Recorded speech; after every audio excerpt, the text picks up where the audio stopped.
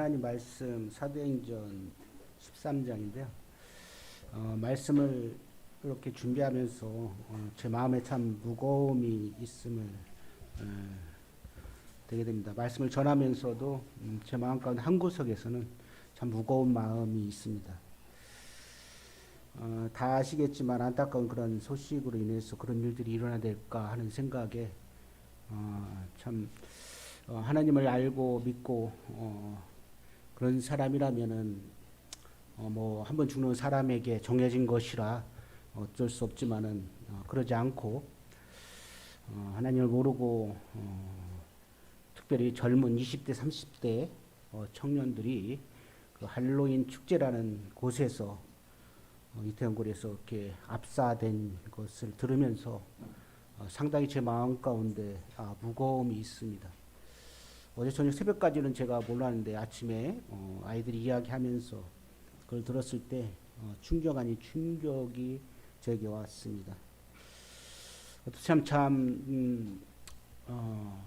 어떻게 보면 오늘 말씀이 바울이 시리아 안독에서 첫 번째 설교를 하는 것입니다. 그 설교의 내용들을 보면은 세 부분을 나누는데 정말 구약부터 신약까지 해서 왜 믿어야 되는지 호소 아닌 호소를 하고 있는 모습들을 보게 됩니다. 저희들이 주님 안에 있으면서 해야 할 도리들, 뭐 만나는 사람들에게 복음 전하고 있겠지만 참 그러지 않은 사람들이 얼마나 많을까, 접하지 않은 사람들 얼마나 많을까 생각을 해보며 이번 안타까운 그러한 중앞에 제 마음이 정말 무거움을 갖게 됩니다. 사도행전 13장 14절부터 이렇게 13절부터 한번 보겠습니다. 사도행전 13장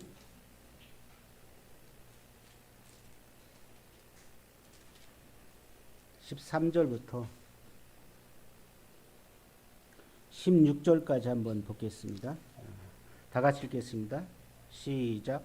바울과 및 동행하는 사람들이 바보에서 배 타고 밤빌리아에 있는 보가에 이르니 요한은 그들에게서 떠나 예루살렘으로 돌아가고 그들은 보가에서 더 나아가 비스디아 안디옥에 이르러 안식일에 회당에 들어가 앉으니라. 율법과 선지자들이 글을 읽은 후에 회당장이 사람을 보내어 물어 이르되 형제들아 만일 백성을 권할 말이 있거든 말하라 하니 바울이 일어나 손짓하며 말하되 이스라엘 사람들과 및 하나님을 경외하는 사람들아 들으라. 여기까지 읽겠습니다. 제가 오늘 하나님을 두려워하는 사람들아 들으라고 제목을 정했는데요. 여기에는 경외하는 사람들아 라고 했는데 경외한다는 것을 두려워하는 사람들아 이렇게 표현하기도 합니다. 성경의 약속들을 바라보면은 구약에서 약속했던 이 예언들이 이루어지는 사실을 보게 됩니다. 어떻게 보면 기원전 1500년부터 기원전 400년까지 구약이라는 역사 책이 기록되었죠. 그 수많은 구약 성경의 예언들이 중심을 차지하고 있는 것은 바로 예수 그리스도의 생애에 관한 예언임을 알 수가 있습니다. 예수님이 오실 거다. 메시아가 오실 거다. 그래서 어떤 미국의 과학협회에서 피터 스톤 박사가 과학은 말한다는 책에서 이렇게 이야기합니다. 예수님에 대한 8가지 예언, 탄생, 출생, 세례 요한의 메시지, 가룟 유다의 배반, 은 30에 팔리는 예수님 십자가의 죽으심과 옷이 제일 뽑힘, 이러한 것들이 이루어질 수 있는 그 한 사람에게 이루어질 수 있는 수학의 확률을 봤을 때 그것은 10분의 17승분의 1. 좀 감이 안 오죠? 이렇게 얘기하니까 감이 안 올 겁니다. 좀 더 알기 쉽게 말씀드리면 1불짜리 은돈 10분의 17승계를 미국 텍사스주 전 지역에 깔면 주 전체가 60cm의 높이로 덮게 된답니다. 그렇다면 조금 더 이해하기 위해서 미국 텍사스주는 우리나라의 면적의 3배가 된답니다. 그만큼 이게 확률이 이루어지기가 어렵다는 걸 볼 수가 있겠죠. 그래서 어느 한 개를 표를 해놓고 눈을 가린 사람이 단번에 기회를 찾을 수 있게끔 할 그런 기회의 확률, 이거 찾을 수 있겠습니까? 그래서 하나님께서 놀라운 이러한 섭리 가운데서 하나님 그 예언, 메시아의 예언, 구약에 예언된 것들이 이렇게 성취되는 과정들을 보게 됩니다. 우리 이런 하나님을 믿을 수 있는, 하나님의 놀라운 사랑을 알 수 있는 그 절대 주권자의 하나님에 대해서 우리가 알 수 있다는 것은 정말 감사합니다. 우리 생각으로 하나님을 이해할 수가 없습니다. 어떤 사람은 우리 생각으로 해서 내가 예수 그리스도를 믿는다고 하는데 그건 참 어리석은 사람입니다. 어떻게 우리가 하나님을 내가 이해해서 하나님을 믿을 수 있겠습니까? 도저히 할 수가 없습니다. 그건 하나님의 놀라운 은혜라는 것입니다.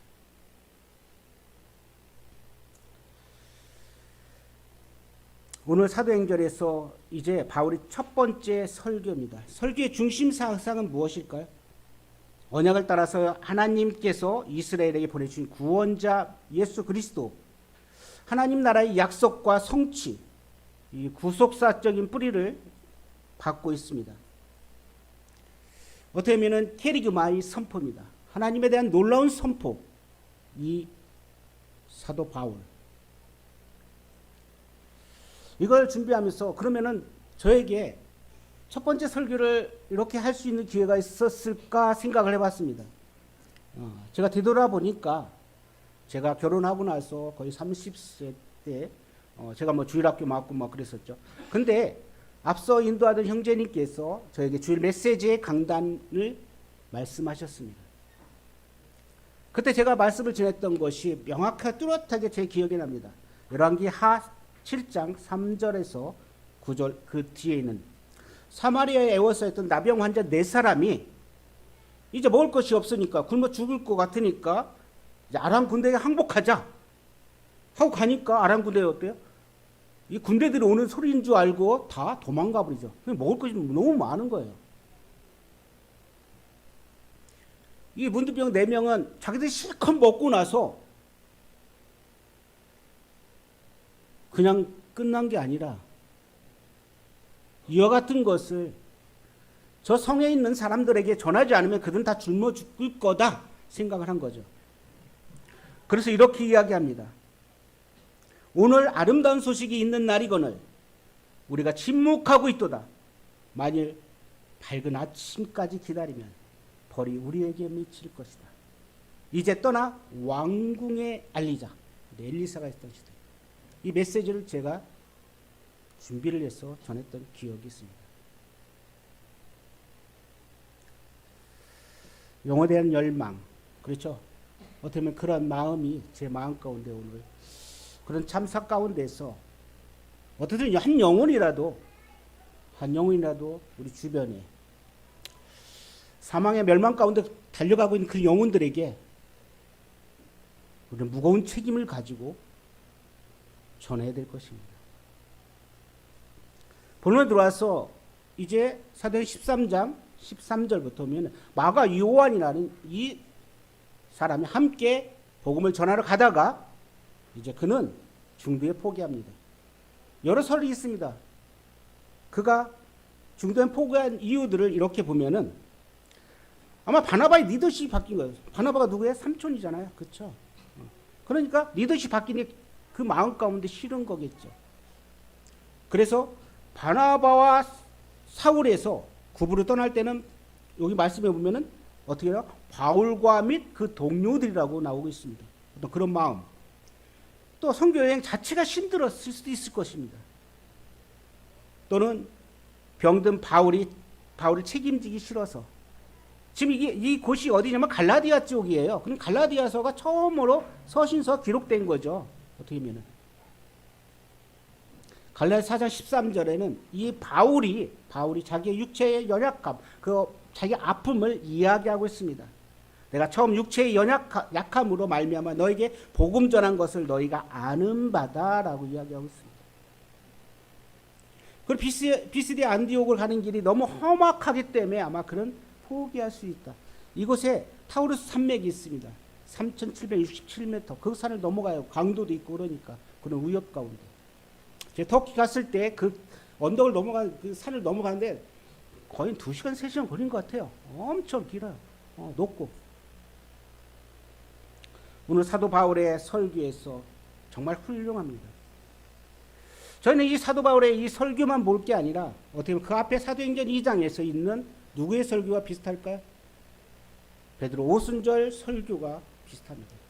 또 스테반 설교하고 비슷합니다. 어쩌면 사도행전에서 3가지 설교를 꼽으라면 이 3가지를 꼽을 수가 있을 것 같습니다. 그 중에 하나가 이 바울의 설교입니다. 베드로 설교는 유대인들과 예루살렘에 사는 모든 사람들에게 내 말에 귀를 기울이라 라고 합니다. 사도행전 2장 14절. 내 말에 귀를 기울여 모든 사람들아. 스테반 설교는 여러분 부용들아 들으라. 하나님 메시지를 들으라고 합니다.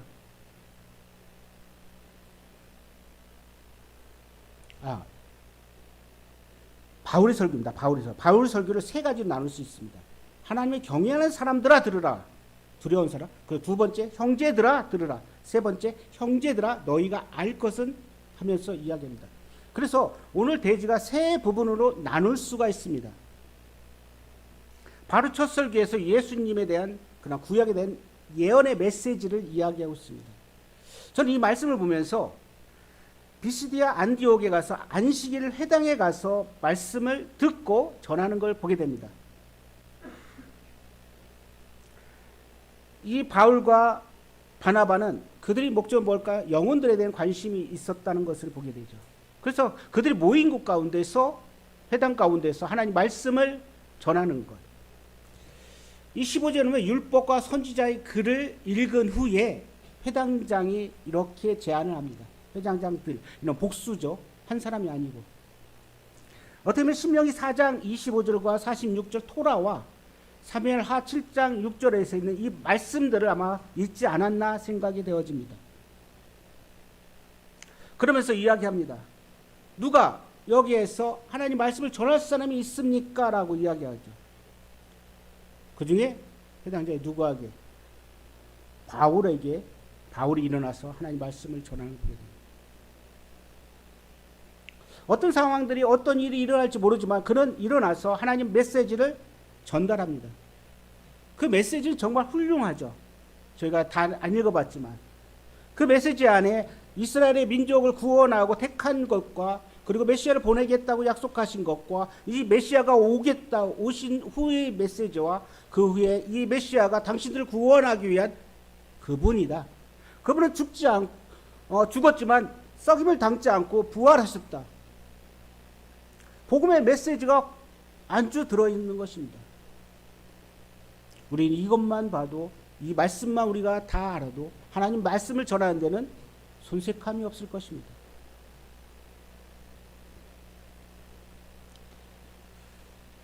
하나님 말씀을 전할 수 있는 기회를 얻었죠. 성령이 일을 하셨다고 생각합니다. 이것은. 어떻게 보면 바나바가 안디옥에서 먼저 된 자이죠. 그러면 그렇게 이야기했을 때 그는 굳이 그가 앞서지 않았던 것입니다. 바울을 높여줬던 걸 보게 되죠. 바나바는 어떻게 보면 성령이 충만한 사람이었었죠. 그래서 자신이 앞서기보다는 오히려 더 앞선 사람에게 기회를 주는. 마귀는 어떤 일을 합니까? 영적 질서를 깨트리는 일을 합니다. 영적 질서를 깨트려갖고 서로의 싸움을 부추기는 게 마귀라는 거죠. 만약에 이곳에서도 회당장들이 온 사람에게 참 우리도 그렇죠. 외부에서 새로 온 사람이든 외부에 알지 못한 사람이 와서 있을 때 말씀 메시지를 전하라고 할 수가 있겠습니까? 안 하죠. 근데 아마 여기 회당장은 이 바울을 알고 있었을 것입니다. 그는 가멜리아 학파라고 이야기합니다. 예수님은 누가복음에서 보면은 누가복음 4장 15절에서 회당에서 하나님 말씀을 선포합니다. 그러니까 그가 정말 성령 충만한 가운데 있는 것을 보게 되죠. 그런 것들을 볼 수가 있습니다. 마귀는 영적 질서를 깨트리는 그런 일들을 합니다. 그들은 서로 싸우지 않았습니다. 오히려 세워주는 모습들. 그런 모습 가운데에서 바나바는 바나바는 바울에게 순종한 게 아니라 하나님 말씀 안에 순종했던 모습들을 바라볼 수가 있습니다. 베드로전서 5장 6절에 이런 말씀이 있습니다. 그러므로 하나님이 능하신 손 안에서 겸손하라. 때가 되면 너희를 높이시라고 말하고 왔습니다. 믿습니다. 교만은 서로 싸우게 합니다. 그렇지만 하나님의 능하신 성령 능 아래서 우리가 겸손하면 하나님께 때게 되면 그를 높이고 그를 세워주실 것입니다. 이 바나바와 바울에게서 그 회당장이 선택한 이 바울의 메시지, 이제 첫 단락에서 17절에 25절을 같이 보겠습니다. 어떻게 이스라엘의 유학을 설명한 것입니다. 구원의 역사를 회고하게 만들어주는 것입니다. 16절, 이스라엘 사람들과 하나님을 두려워하는 사람들아 들으라고 합니다. 먼저 포커스 어디에? 이스라엘 사람과 하나님을 두려워하는 사람들아 들으라고 합니다. 들어라. 그러면서 유대인들이 잘 아는 역사적인 설명과 공감대의 설명을 하고 있습니다. 우리가 복음을 전할 때도 그 사람을 공감하고 이해하지 않고 내 주장만 세운다면 그들에게 복음이 들어가지 않을 것입니다. 그러면서 그는 제스처를 합니다. 손과 손가락 여러 가지 제스처를 하면서 이야기합니다. 하나님께서 우리 조상들 택하셨다. 광야에서 나그네 됐던 생활 동안에 권능의 팔로 그들을 거기서 인도해 내셨다고 이야기합니다. 왕을 요구했던 너희에게 왕을 주고 하나님이 베냐민 이파이 가운데서 택하시고, 이와 같은 일들을 17절부터 이야기합니다. 17절은 이 이스라엘 백성 하나님이 우리 조상들을 택하시고 라고 합니다. 우리를 택하셨다. 신명기 7장 6절에 아까 신명기하고 이렇게 말씀드렸죠. 신명기 7장 6절에 택하셨다는 부분을 보면은 너희는 여호와 내 하나님의 성민이라고 합니다. 여호와께서 지상 만민 중에 너를 자기 기업의 백성으로 택하셨다고 합니다. 하나님께서 이스라엘 백성들을 택하셨습니다. 애굽에 나그네 됐던 그 백성들에게 큰 권능으로 그들을 이끌어내는 걸 보게 됩니다. 우리 구약을 알기 때문에 이 내용을 굳이 설명 안 해도 어느 정도 이해할 것입니다. 이 바울은 이와 같이 너희들의 택한 하나님, 그분이 어떠하신 분인 것을 명확히 이야기하고 있습니다.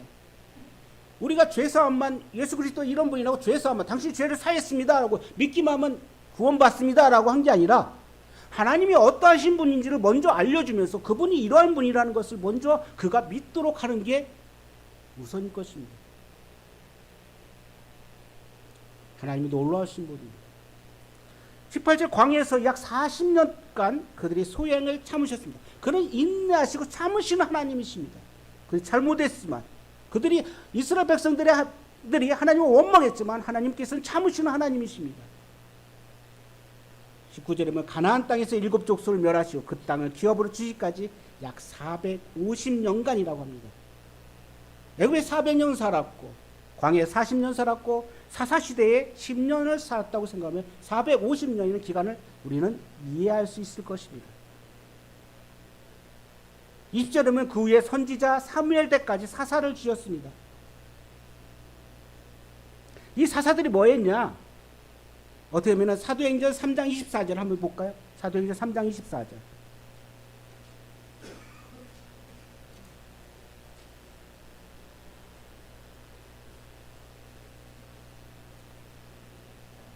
또한 사무엘 때부터 이어 말한 모든 선지자들도 이때를 가리켜 말하였습니다. 합니다.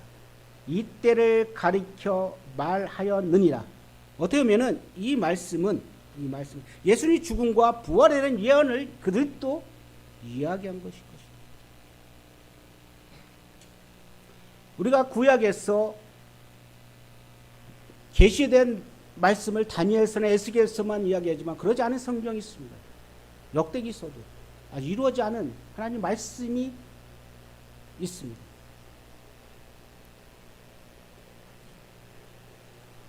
하나님께 22절에 사울을 세웠지만은 그러나 패하시고 하나님 말씀에 마음에 합한 자를 세우십니다. 그가 누굴까요? 다윗입니다. 그는 내 마음에 맞는 사람이라고, 내 뜻을 다 이루는 사람이라고 이야기했습니다. 나는 다윗과 같이 하나님 말씀에, 하나님 마음에 합한 자입니까? 하나님의 뜻을 이루고 있는 사람입니까? 하나님께서 우리를 선택하셨습니다. 하나님께 우리를 선택하신 목적이 무엇일까요? 그렇습니다. 우리를 통해서 하나님 메시지가 좀 전달되기를 원하실 것입니다. 우리는 그렇게 다윗만 하나님 마음에 합한 자가라고 하고 하나님 뜻을 행한 자가 아니라 우리 또한 이 말씀을 보면서 저희도 하나님에게 말씀을 뜻을 하나님의 뜻을 전하는 그런 성도님들이 되기를 원합니다. 사무엘상 13장 14절에 여호와께 그 마음에 맞는 사람을 구했다고 합니다. 시편 89편 20절에 내가 내 종 다윗을 찾아내어 나의 거룩한 기름을 그에게 부었다고 이야기합니다. 23절에 보면은 하나님이 약속하신 대로 이 사람의 후손에서 다윗의 후손에서 어떻게 보면은 하나님께서는 메시아가 나올 것을 이야기하고 계십니다. 후손에 이스라엘을 위하여 구주를 세웠으니 곧 예수라고 합니다. 마태복음 1장 1절 한번 보시겠습니다. 마태복음 1장 1절. 어느 형제님 한번 읽어주실까요? 동현 형제가 한번 읽을까요? 마태복음 1장 1절.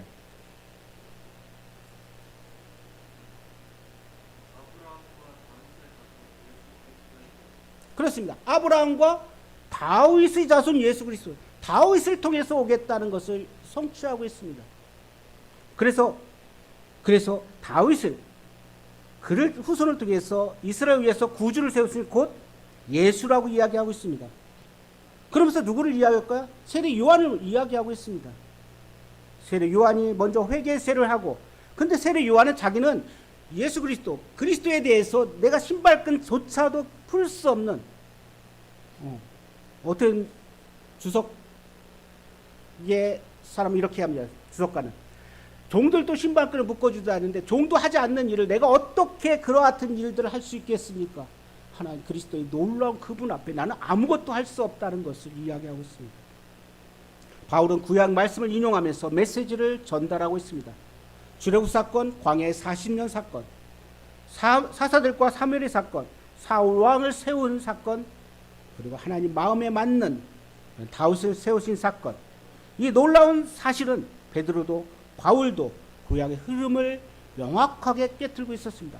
베드로의 설교도 그렇습니다. 바울 설교도 그렇습니다. 구약에 대해서 우리가 젖혀놓고 하나님 말씀을 전한다는 것은 잘못되었다고 생각합니다. 구약에 있는 근거를 가지고 예수님께서도 신약에 와서 메시지를 전달하고 있습니다. 유대인들의 믿는 건 뭘까? 구약입니다. 그들의 공감대를 형성하면서 그들에게 메시지를 전달하고 있는 것입니다. 바울은 구약에 정통했고 구약에만 머물러 있지 않았습니다. 바울의 관심은 결국 다윗 왕에 이르렀고 다윗 왕의 씨에서 메시아 예수 그리스도가 탄생할 것을 이야기하고 있습니다. 자, 두 번째 단락입니다. 26절 보겠습니다. 사도행전 13장 26절.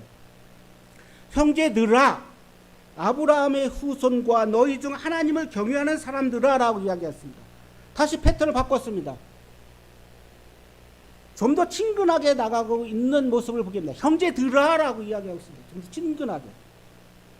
아브라함의 후손과 너희 중 하나님을 경외하는 사람들아, 이 구원의 말씀을 드려야 합니다. 아직 예수 그리스도를 영접하지 않은 분이 있다면 이 구원의 메시지를 오늘 듣고 그분이 나의 주이라고, 나의 하나님이라고 고백하는 그런 시간이 되었으면 원합니다.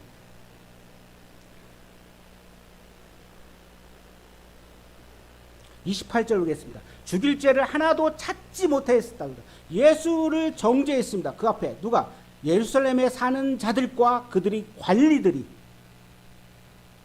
그들은 두루마리 성경이니까 암송을 많이 했겠죠. 그런데 그 암송이 그들에게 지켜준 게 아니라 오히려 그들은 예수님을 정죄하고 십자가에 못 박은 것입니다. 선지자의 말을 응하기 위해서, 예수 그리스도의 선지자 예수님에 대한 것을 선지자들이 말에 응하기 위해서 이같이 죽일 죄를 하나 찾지 못했지만 예수님을 빌라도에게 죽여달라고 했다고 이야기합니다. 빌라도에 죽여달라고, 누가복음 23장에서 보면은 21절에 빌라도에게 죽여달라고 요청합니다. 예수님. 바라바를 요구하는 게 아니라, 바라바를 감옥에 가두는 게 아니라 예수님을 감옥에 가두고 죽여달라고 이야기합니다. 예수님을 인정하지 않고 죽인 예루살렘 지도자들에 대해서 언급하는 것입니다. 지금 그래서 고린도전서 2장 8절에는 이 지혜는 이 세대의 통치자들이 한 사람도 알지 못하였나니 만약 알았더라면 영광의 주를 십자가에 못 박히지 않았을 것입니다. 그분을 알지 못했기 때문에 그렇습니다. 요즘 세상의 사람들에게도 하나님의 메시지를 복음을 전해도 그들은 들으려고 하지 않고 오히려 자기를 믿으려고 합니다. 영광의 주를 알았다면 그들은 십자가 그분 예수님 앞에 엎드렸을 것입니다. 29절 성경에 그를 가리켜 기록한 말씀을 다 응한 것이라고 이야기합니다. 30절 하나님이 죽은 자 가운데 그를 살리셨습니다. 그렇죠. 예수님이 죽은 자 가운데 살리셨습니다. 31절 그의 증인이라고 합니다. 예수님은 무덤에 있던 사실, 하나님이 죽은 자 가운데 부활한 이 성경의 예언, 예수님께서 수많은 제자들에게 나타나셨습니다. 그래서 고린도서 15장 3절과 7절에서는 이와 같은 내용들을 이야기하고 있습니다. 내가 받은 것을 먼저 너에게 전하노니 이는 성경대로 그리스도께서 우리 죄를 위해 죽으시고 장사 지낸 바 되었다가 성경대로 사흘 만에 다시 살아나셨습니다. 개바에 보이시고 후에 12제자와 그 후에 500의 형제들에게 일시로 보였다고 이야기합니다. 이와 같이 예수님은 죽으셨다가 다시 부활했다는 것을 명확하게 이야기했습니다. 그들이 믿지 않는 이 예수, 그들이 십자가에 못 박았던 이 예수가 죽음을 이기고 썩임을 당치 않고 부활하십니다.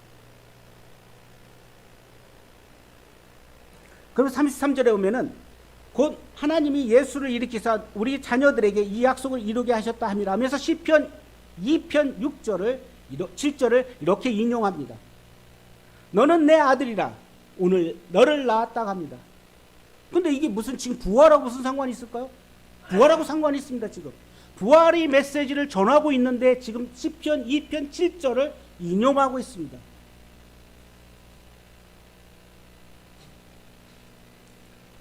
예수님이 칭호를 아들로 상합니다. 히브리서 1장 5절에서는 너는 내 아들이라 오늘 내가 너를 낳았다고 합니다.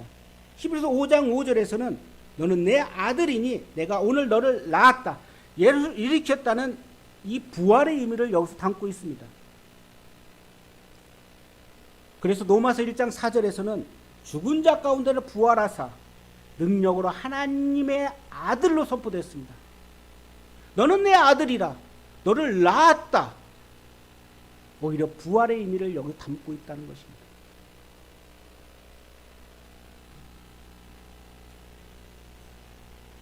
로마서 4장 16절에는 이렇게 합니다. 아브라함의 믿음에 속한 자에게는 그러함으로 아브라함은 우리 모든 사람의 조상이야. 율법을 그들이 지켰던 그들에게, 아브라함이 우리 조상이라고 했던 그들에게 이 메시아를 통해서 그들을 구원자라고 선포하고 있습니다. 34절에는 하나님께서 죽은 자 가운데서 그를 일으키시고 다시 썩임을 받지 않게끔 말씀하시고 계십니다. 우리에게도 그렇지 않습니까? 우리에게도 이 죽음이 우리를 하나님과 관계에서 끊을 수 있는 게 아닙니다. 그래서 잠이라고 이야기합니다. 다윗도 잠잔다고 이렇게 합니다. 그렇지만 다윗은 죽고 썩었지만은 예수님은 죽으시고 나서 썩지 않고 부활하셨다는 것입니다. 이게 다윗하고 좀 다른 것입니다. 우리 인간은 다르죠. 구약이 다윗으로 오신 메시아 예수님이라는 말씀입니다. 다윗은 죽어서 그 시시 썩음으로 끝냈지만 예수님 시신은 썩지 않고 부활했던 것입니다. 이 모든 일에 우리의 증인이 되어야 될 것입니다.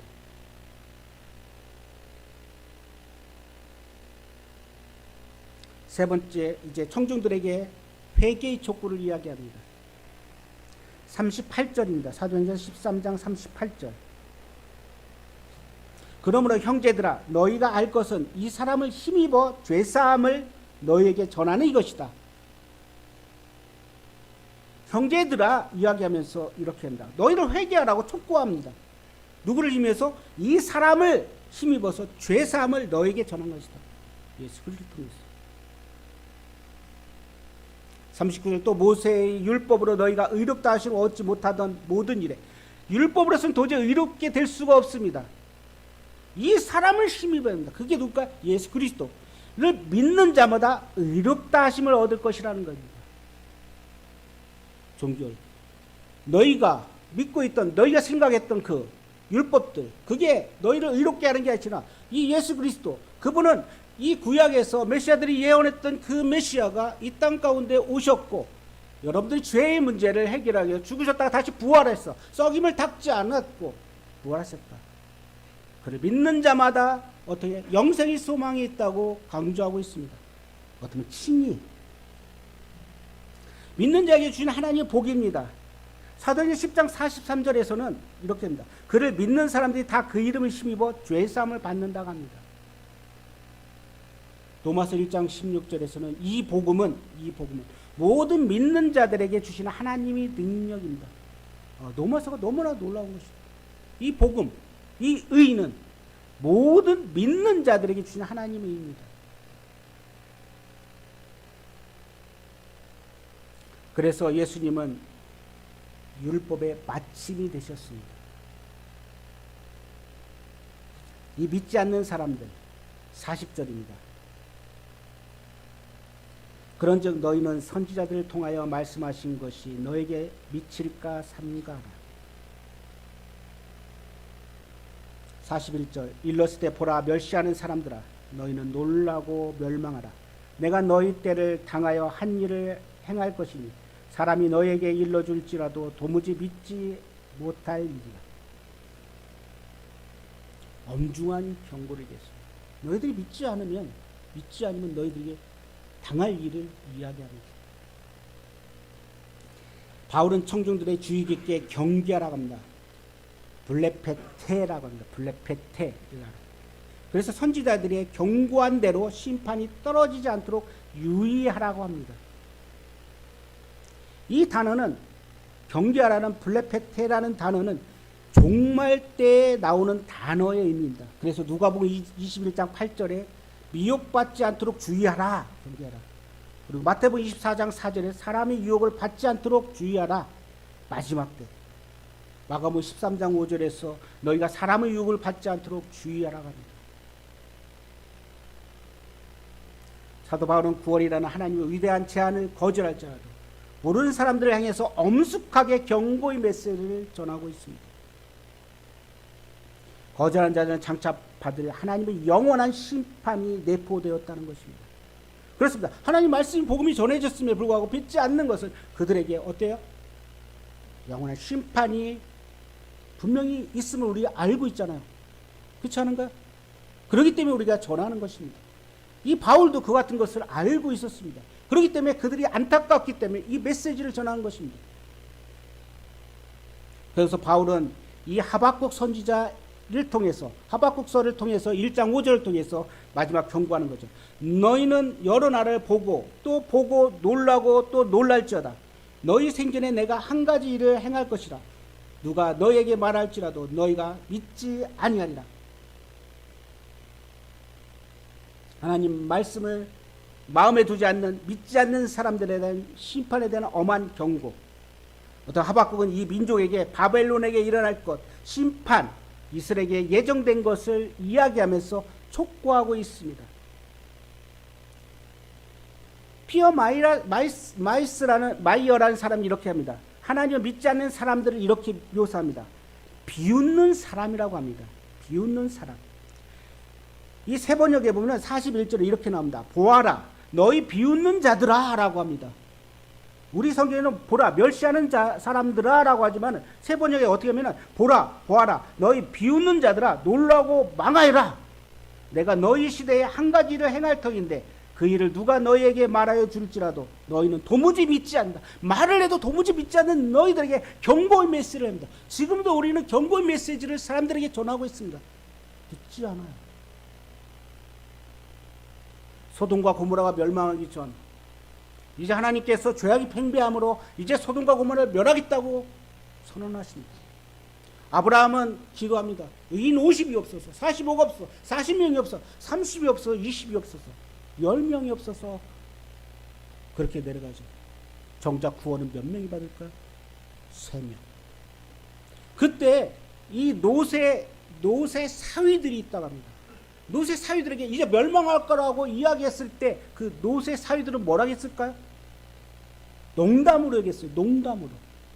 우리가 전하는 이 메시지가 사람들에게 농담으로 여겨진다는 건 정말 창피한 것이겠죠. 내 삶과 내 간증, 내가 갖고 있는 확고한 이 믿음이 없다면 사람들은 그 나의 모습을 바라보면서 농담으로 여기지 않을까요? 우리는 하나님 말씀 앞에서 정말 하나님 앞에 두려움을 가져야 할 것입니다.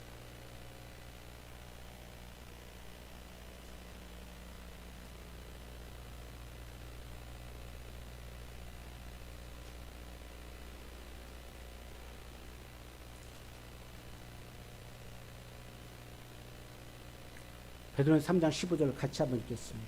베드로전서 3장 15절. 베드로전서 3장 15절. 준비돼서 다 같이 읽겠습니다. 시작. 너희 마음에 그리스도를 주로 삼아 거룩하게 하고 너희 속에 있는 소망에 관한 이유를 묻는 자들에게 대답할 것을 항상 준비하되 온유와 두려움으로 하라. 그렇습니다. 우리는 이런 자세가 필요합니다. 바울은 첫 설교에서 사람들이 필요한 게 무엇인지를 알았던 것입니다. 우리는 세상과 살아가면서 분리된 삶을 살지만은 그들에게 메시지를 전할 것이 무엇인지를 우리는 알고 있습니다. 너희 속에 소망에 관한 이유를 묻는 자들에게는 대답할 것을 항상 준비하되, 그렇죠. 우리는 준비해야 될 것입니다. 멸망으로 가는 이들에게 우리가 그냥 바라보기만 될까요? 제가 마음이 안타깝다는 것은 그 많은 청년, 젊은 20대, 30대 청년들이 압사당의 죽음을 당할 때 하나님 볼 때 참 안타까웠을 것입니다. 참 우리는 우리 주변에 많은 사람들이 있습니다. 그들에게 우리에게 갖고 있는 이 소망에 관한 이유를 전해야 될 것입니다. 이 바울은 첫 설교에서 이같이 그리스도가 누군지 너희들 믿어야 된다. 믿지 않으면 너희들 심판받을 거다. 하박국 선지자의 말씀을 인용을 하면서 이야기하고 있습니다. 복음을 거부하는 사람들에게 떨어질 재앙이 얼마나 큰지를 이야기하는 것입니다. 히브리서 3장 15절에서는 이렇게 합니다. 성경인을 쓸 때 오늘 너희가 그의 음성을 듣거든 경노하시게 하던 것 같이 너희 마음을 완고하게 하지 말라 합니다. 그렇습니다. 하나님 메시지 들었을 때 여러분들 마음이 완고하지 않기를, 아직 예수님 믿지 않은 친구들이 분이 있다면 그렇게 완고하지 않기를 부드러워지기를 원합니다. 그분이 하나님이 누군지를 알고 하나님 구속사적인 이 메시아를 보일 때 그 메시아를 통해서 믿음으로 하나님 자녀가 되기를 원합니다. 믿는 성도들은 이 같은 이 바울의 설교를 통해서 우리가 메시지를 전할 때, 복음을 전할 때 이같이 담대하게 전할 수 있는 힘이 필요합니다. 예수님은 여러분을 위해서 십자가에 못 박혀 죽으셨고 무덤에 살아나셨고 이것이 구약에 예언된 것이라는 것입니다. 다윗의 시체는 썩어져 버렸지만 예수님의 육체는 썩지 않고 부활하셨습니다. 예수님을 믿으면 죄사함을 받고 이롭게 된다는 것입니다. 핵심입니다.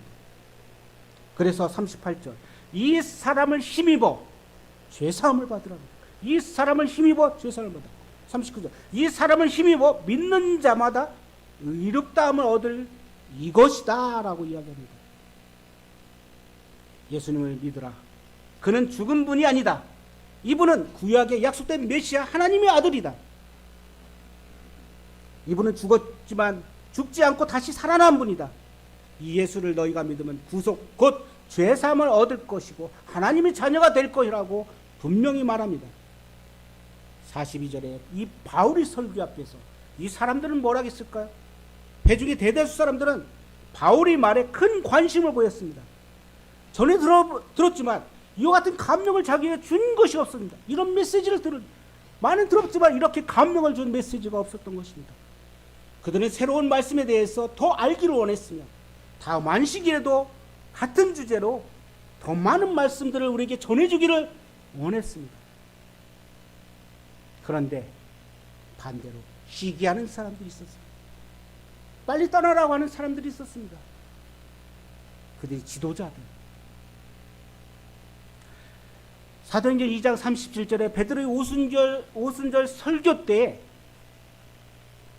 2장 37절에 그들이 이 말을 듣고 마음에 찔려 베드로와 다른 사도에게 물어 이르되 형제들아 우리가 어찌할꼬 라고 마음을 통탄하면서 자기 죄를 회개하는 사람들의 모습들을 보게 됩니다.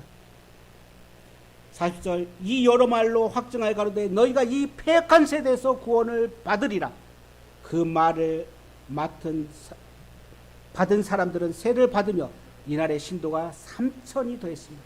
회개한 사람들은, 예수님 믿은 사람들은 침례를 받고 3천 명이 더했습니다. 그런데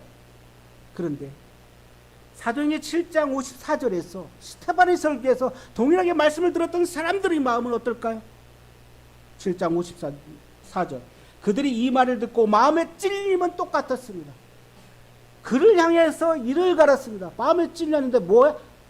내 상처받은 것, 나를 자존심을 건드린 거예요. 이를 마음에 찔린 것이죠. 이를 갈면서 스테반에게 달려 들어갔습니다. 큰 소리를 하면서 귀를 막고 일제히 그에 달려가서 스테반을 돌로 쳐 죽였습니다. 그렇습니다. 하나님 말씀을 듣고 나서 어떻게 그 마음이 작용에 따라서 그 사람은 구원을 받느냐 아니면 멸망의 길로 가느냐, 그것은 본인이 선택할 것입니다. 하나님, 이 바울은 분명히 말하고 있습니다. 마지막에 대한 메시지 경고, 심판받을 거다. 그렇습니다. 아직 구원받지 않은 분이 계시다면 이 바울의 첫 설교를 통해서 그 하나님, 이 하나님 되신 그분이 아들 예수 그리스도로 오셔서 우리의 모든 사람들의 죄를 담당하신 이제 그분을 마음 가운데 영접하게 합니다. 하나님이 자녀가 되는 놀라운 권세를 주셨습니다. 사망 권세에서 생명을 옮겨나는 이러한 주님의 특권, 하나님의 자녀가 되는 권세를 주는 예수님을 마음 가운데 믿기를 원합니다. 지체하지 마세요. 내일 어떻게 될지 모릅니다. 그곳에서 사망했던 이 20대 30대 할로윈 축제로 인해서 내가 죽을 줄 알고 갔습니까? 그냥 즐기러 갔는데 사람들의 밀므로 압사되었고 죽었습니다. 그렇습니다.